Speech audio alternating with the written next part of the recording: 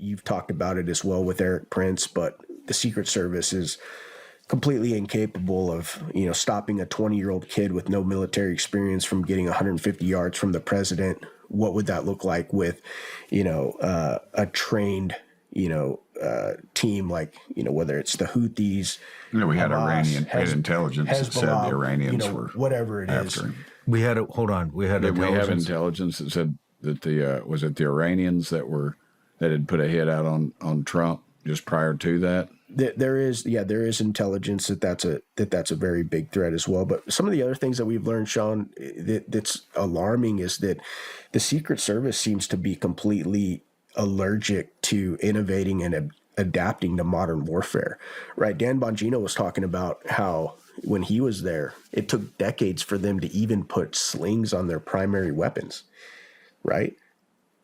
Yeah, like their primaries, their M4s or whatever they were carrying. And anybody who's done, whether you're a police officer or you've been in special operations or you're a Marine, that how important slings are, because if you're shooting your primary and you go dry or you have a jam and then you need to transition to your secondary, what are you going to do with your primary? You're going to throw it on the ground? Or what if you have to climb a ladder, right? What if you have to do some prisoner handling? What if you have to process some evidence? You can't just be throwing your weapon on the ground. And so he was saying, the Secret Service was so backwards that it took decades for them to even get slings.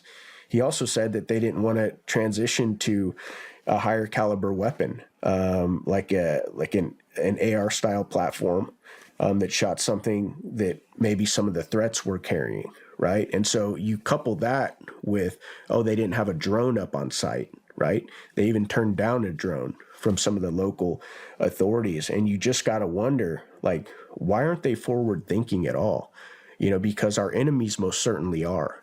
And he also, one of the other things that we've learned is that the Secret Service is absolutely not in a better place with the new director.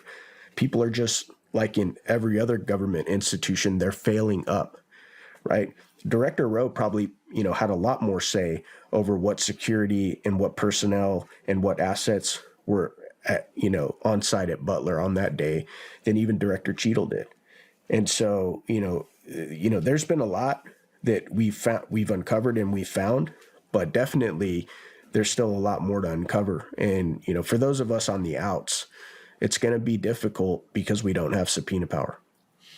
And let's be honest, the answer to your question is no. And the other question you asked is, why is Eli not on there? He ruffles feathers. He votes his conscience. He and I both voted against McCarthy and, deposing him. And that's what I think's at the bottom of it.